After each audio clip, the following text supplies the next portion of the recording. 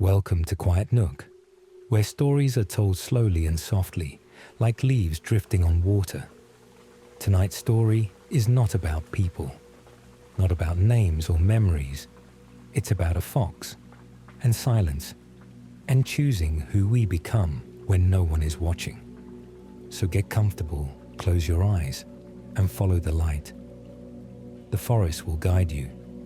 There is a mountain, far from any map. Not the kind drawn with sharp peaks or dramatic cliffs, but a soft mountain. Wide, round, sleeping under the sky, like an old cat curled beside the fire. Its slopes are covered with cedar and pine, and in spring, the mist rolls down its back like silk unspooling across stone. At the foot of this mountain, there is a path. Or, there was a path. Now it's more of a memory. Half stones, half moss, winding like a forgotten thought between roots and fallen leaves. If you didn't know where to look, you'd miss it. But one man remembers. His name is Now. Just Now. No family, no title, no heirs. He lives alone in a wooden house with paper windows and a sloping roof that moans in the wind. Each morning, before the sun has properly stretched its arms across the forest, Now rises. He boils water. He lights a single stick of incense and places it before a photograph no one else has seen in years. He eats 2 pickled plums and half a bowl of rice, and if the day is cold, he adds tea. Then, with his reed broom, old, bound in string, worn from decades of habit, he walks. The path to the shrine is quiet. It winds past stone walls now swallowed by ivy, past a tree where crows nest, past a hollow log where wild mushrooms grow after rain. It's not a long walk, but he walks it as if it were sacred, slowly, with purpose, never looking behind. Each step is a prayer. Each sweep of the broom is an offering. He never rushes. He never skips a day. The shrine itself is small, just enough to be called one. A stone torii gate, mottled with lichen. 2 lanterns on either side, the left one cracked, the right one leaning, both long since emptied of fire. And behind them, a squat wooden structure with a mossy roof and faded charms still fluttering from the eaves. There's an offering box, no lock. It has held more leaves than coins in the past 20 years. But every day, Now bows, twice deeply, once shallow. He brushes the leaves from the steps. He clears the cobwebs. He lights a single match, lets it burn out, and watches the smoke spiral into the morning mist. He never speaks. He never prays out loud, but the shrine listens. And perhaps, somewhere in the stillness, something hears. The villagers below, those who still remember him, they think he's just a quiet old man with too much time and no one to share it with. They speak kindly of him, but distantly. The one who lives by the woods, the one with the quiet eyes, the one who talks to shadows. They don't visit anymore. The road is too rough, the forest too thick, the shrine too forgotten. But Now doesn't mind. He has the trees, he has the wind, he has the rhythm of sweeping, and the scent of tea rising through the morning air. And each night, he has her.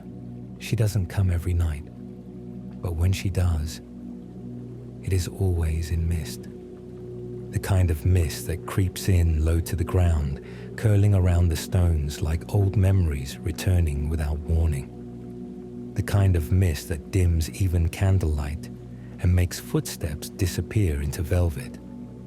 Now knows it's her even before he sees her. He feels it in the way the trees hush, in how the crickets pause, how the steam from his tea seems to drift more slowly, as if caught in thought. She never knocks. She never speaks first. One moment, the porch is empty. The next, she is there, clothed in white, always white, not bright, but soft, as if the moon wove her kimono from clouds and quiet. Her hair is dark, long, unbound. Sometimes, when the wind stirs, it lifts just enough to reveal the faintest shimmer of something not entirely human beneath her collarbone, but only if you're looking. Now never looks too long. Instead, he pours tea. He does it without asking, without motioning, as though her presence is as normal as the cedar trees or the sound of the night insects. She sits cross-legged beside him on the porch, her posture perfect, her hands resting gently in her lap. She watches the steam rise with such intent. It's as if she's reading it. They don't always speak. Sometimes they just sit, listening to the wind, to the faint rustle of the forest breathing in its sleep. When she does speak, her voice is like water on stone. Not loud, not sharp, but certain. She never says her name. Now never asks. He used to wonder why, but now he wonders less. There is a rhythm to their silence, a kind of trust that lives in what isn't said. One evening, the moon was particularly low, a silver crescent, curved like a sleeping smile. Now lit 2 lanterns instead of 1, not because he feared the dark, but because that night the mist was thicker, and he didn't want her to get lost. She arrived just as the flame began to flicker. There was something different in her that night, a kind of weight in the way she sat, a quiet that felt more like remembering than resting. After the first sip of tea, she looked up and asked, "Do you believe in forgotten things?" Now blinked. He looked into his cup. The tea had settled, dark at the center, pale at the edges, like a memory with no beginning. "I believe," he said slowly, "that not all things that are lost wish to be found." She nodded, a long, slow movement, the kind of nod you give when the words match something you've never been able to say. That was the first night she touched his hand, only briefly, only with the tips of her fingers, like wind brushing over skin, like the last leaf of autumn landing and lifting again. Her touch was cool, but not cold, like river water after dusk, like porcelain warmed by moonlight. Now did not pull away, and she did not speak again that night. They simply sat hand near hand as the candles burned low and the forest folded around them like a blanket of breath. The next morning, he woke before dawn. The teacup she had used was still full, and beneath it, resting on the porch, was a single white hair, longer than any human's, fine as thread, glowing faintly in the morning light. Now did not sweep it away. He folded it into a square of cloth and placed it in the small wooden drawer beside his bed. After that night, the air between them changed. It wasn't colder, it wasn't warmer, just quieter. Quieter in the way old friends grow silent, not from distance, but from understanding. Now continued his rituals. He swept the path every morning, even when the leaves were few, even when his knees ached. He changed the offering water even when no one drank it. He left small things in the box, a stone he found with a perfect ring of white, a folded paper crane, once even a plum wrapped in rice paper, not for any god, not even for her, but for the act itself, for the gentle, slow rhythm of offering. At night, he set out 2 cups and waited. Sometimes she came, sometimes she didn't. He never resented her for that, because when she did come, it always felt like a gift, not expected, never owed. She never asked him questions about his past, but she would listen when he spoke of it. He told her about the job he once had many years ago in the city by the bay, where the cranes outnumbered trees. He told her about the woman he had loved, who had smiled with her whole body and left like autumn wind, sudden, necessary, unexplainable. He told her about his brother, who had died young and brave, and about the year he stopped dreaming altogether. She listened. She never interrupted. never judged, only nodded sometimes, or refilled his cup with a hand that moved more like breath than muscle. One night, as the rain began to tap on the roof, soft as chopsticks against wood, he turned to her and said, "I don't know your name." It wasn't a question, just a note in the air, like saying the tea is warm or the moon is late. She looked at him, and for the first time, she didn't look away. "My name," she said slowly, as if tasting the syllables in her mouth, "was once something I carried." He waited. "But it slipped," she added, "like a shawl off the shoulders. And I haven't wanted to pick it up again." Now didn't reply. He only reached for the teapot, refilled both cups, and said quietly, "Then we don't need it." And she smiled, a small smile, the kind that starts in the eyes and rests at the corners of the mouth, like the first curl of mist above the grass. From that night on, something began to stir in the forest. Not danger, not change, just a presence, soft and old and watching. Now noticed how the crows stopped calling when she approached, how the moths danced around her sleeves but never landed, how the old cracked lantern outside the shrine flickered once, briefly, without flame. And one night, when he swept the path by moonlight, he saw them. Footprints, but not human ones. Light, precise, four-toed, like paws, too large for a fox, too careful for a deer. They started from the edge of the forest, led to his porch, and stopped exactly where she always sat. He did not panic. He did not pray. He simply looked at the prints, then at the cup she had used the night before, still half full, still warm. And he smiled. That night, he dreamt for the first time in years, not of cities or lovers or old regrets, but of fur, soft silver-white fur brushing against his fingertips, warm with breath and the hush of winter snow, and eyes, amber and ancient, neither kind nor cruel, only knowing. When he woke, the scent of jasmine still lingered in the air, and on the windowsill, pressed lightly into the dew, was a single paw print. The next evening, he prepared, not differently. He didn't change the tea, or sweep faster, or dress finer. But inside, something had shifted, like the way you open a window half an inch more, just to listen. He sat on the porch. The mist was heavier tonight, the moon brighter, a coin in the sky. She came as always. Only this time, her hair was bound, a single braid down her back, tied with a red thread. Now noticed, but said nothing. They sat. They drank. He told her of a bird he had once seen, one that sang only at dusk, whose call he never heard again, but still waited for sometimes at the edge of evening. She said nothing, but her eyes glistened, and after a long pause she said, "I used to be something else." Now didn't ask what. She looked up at the stars and whispered, "I tried to forget. I thought if I listened long enough, if I sat very still, if I let go of names and faces and time, I could become the silence itself." Now tilted his head, but the silence remembered me, she finished, and sent me here. He took a deep breath.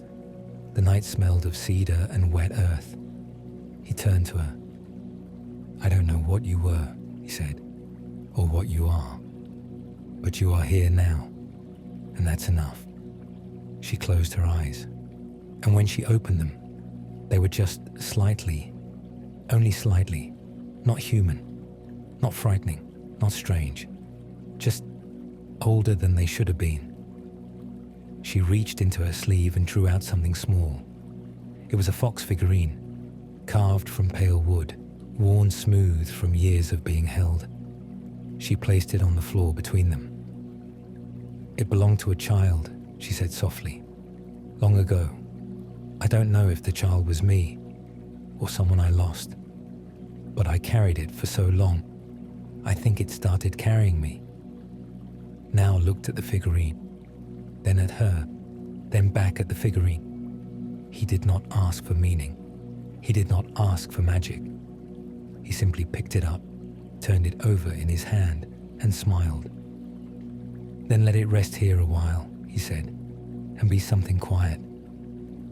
When she left that night, she bowed, for the first time, low, deep, full of something that was not gratitude, but reverence. Now watched her disappear into the trees, her braid catching moonlight like a thread pulled through dreams. And though she said nothing more, he heard it all in the silence that followed. He did not dream again that week, but he began leaving 2 cups every night, even when she didn't come. And the figurine? It stayed on the porch, beside the broom, gathering dew and stories. Autumn came quietly. The first leaf did not fall. It drifted, soft as breath, slow as memory. Now watched it land on the porch one morning, curling in on itself like a sleeping animal. He smiled. The forest had begun to shift. Not in color, not yet, but in scent. The air tasted different, more of bark than bloom, more of root than petal. Even the wind carried weight now, as though dragging a long-forgotten song behind it. He swept slower these days, not from age, not entirely, but because he had begun to listen, to the branches groaning like old men, to the hush of footsteps that were not his own, to the almost sound of fur brushing leaves, and sometimes, only sometimes, he heard it, the swish, soft, distant, quick, like the flick of something long and light across stone, not once, not twice, but many. He never saw what made it, but he knew. The woman came more often now, still in white, but her braid was gone. She wore her hair loose again, but now it glowed faintly, like light trapped in water. Some nights she smiled, other nights she didn't speak, and once she arrived with scratches down her arm, shallow but fresh. Now said nothing. He poured the tea. He waited. When she finally spoke, her voice was thinner than usual, stretched like paper left too long in rain. Do you ever wonder what you would become if no one remembered who you were? Now looked into his cup. The tea rippled. I used to, he said, when I was younger. I thought memory was everything. Now I think, maybe it's just a place to sit, not a place to live. She didn't answer, but her hands shook just a little as she lifted the cup. Later that night, as she stood to leave, her shadow split, just for a second.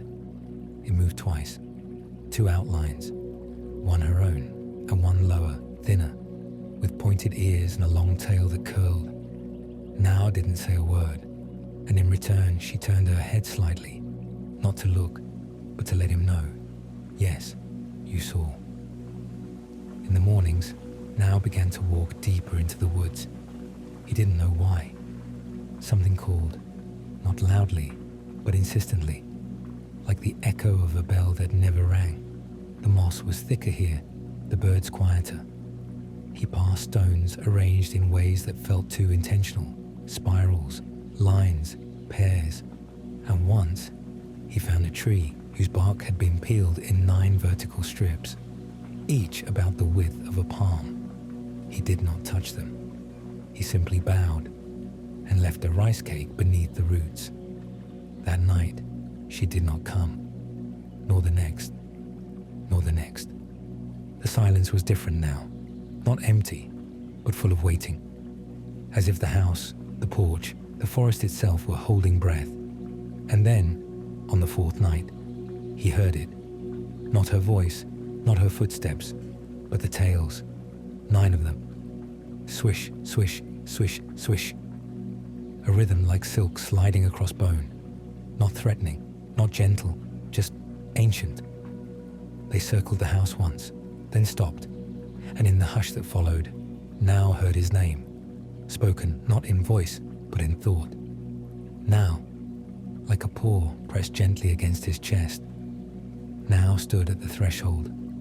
The sound of his name still echoed in his chest, but the night was quiet again. He looked out into the mist. Nothing moved, but the scent of fur lingered, warm, dry, and earthy, like a blanket that had been left in sunlight, then folded away. He didn't sleep that night, not because of fear, because of knowing. The next morning, Now walked past the shrine, farther than he'd ever gone before. The path was barely a path now, more suggestion than trail. Branches reached out like fingers, roots rose like sleeping limbs beneath the moss. But he kept going. His feet found their own way. And after some time, he couldn't say how long, he reached a clearing, perfectly round, carpeted in leaves that hadn't fallen yet, as if the trees had chosen to let go only here. At the center stood a stone, not tall, not carved, just old.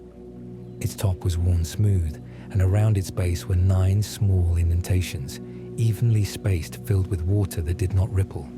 He knelt, not because he had to, because it felt right. The moment his knee touched the earth, the mist thickened, and from between the trees she stepped out, but not as he knew her. No kimono, no tea, no hands. A fox, graceful, enormous, white as snowfall under moonlight. 9 tails flowed behind her like flags in slow wind. Her eyes held gold and sadness and something older than memory. Now did not move.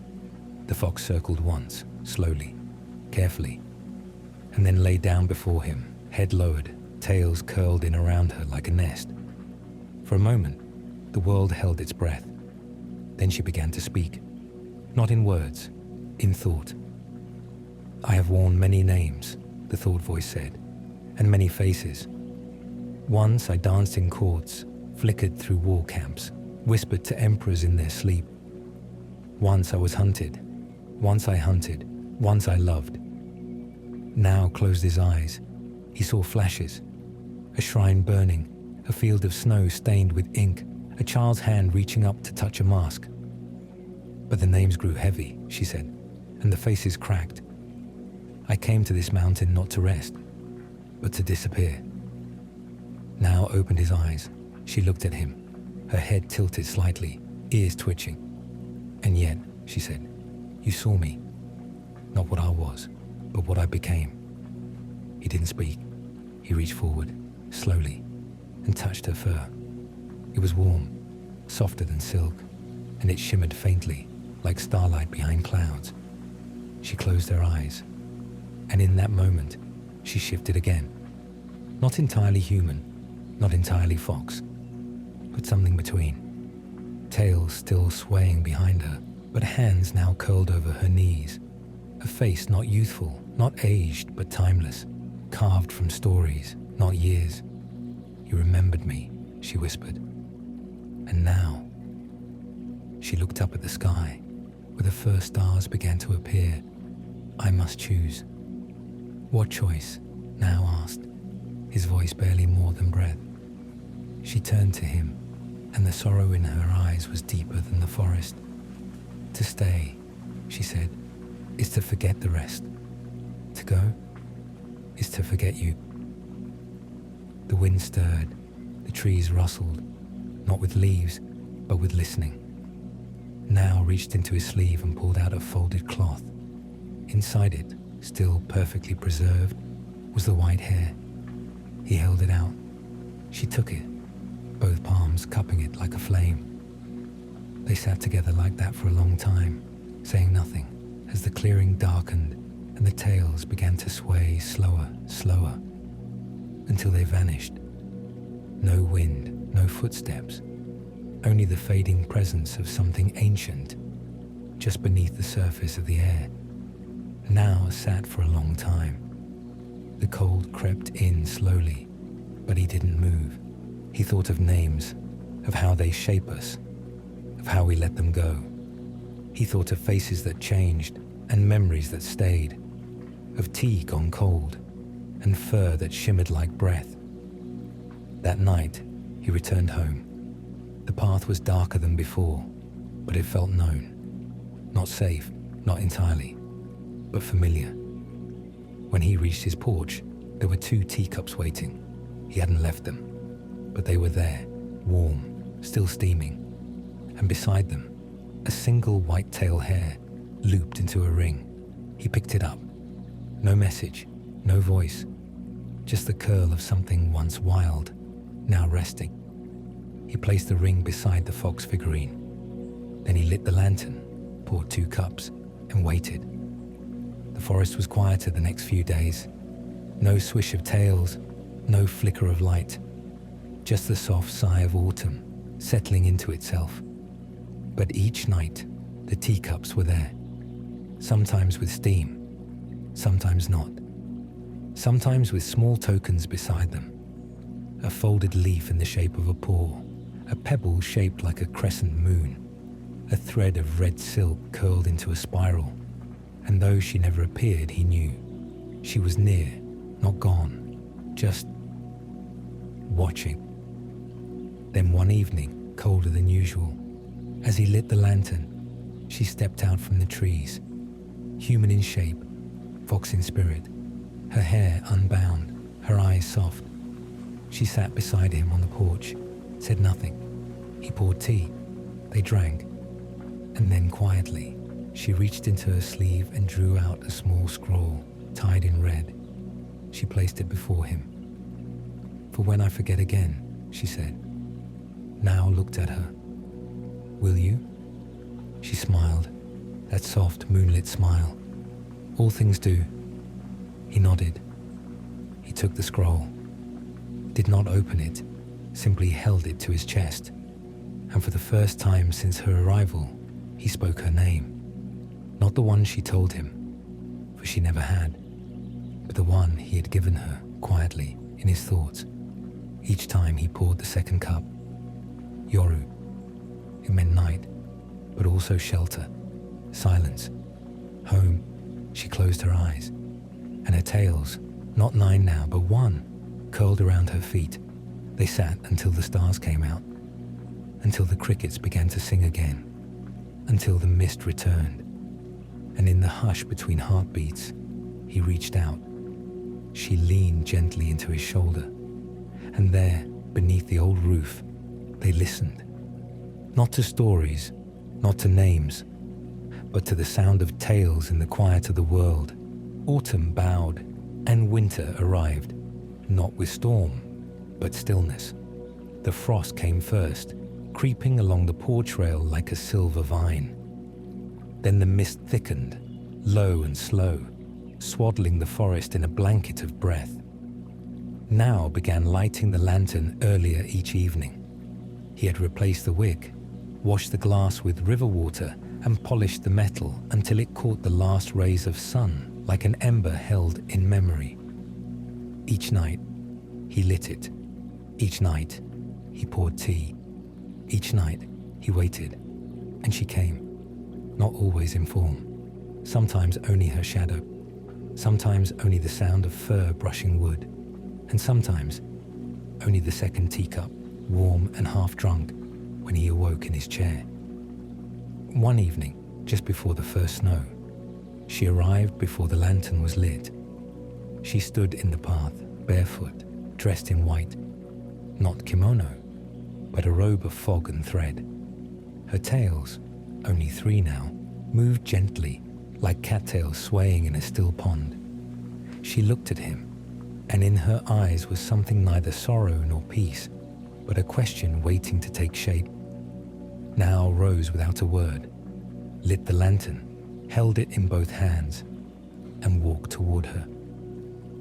She stepped back slowly, leading him away from the house, deeper into the trees, not far, just enough, until they stood in a small grove, silent and circular, where not even birds had left prints.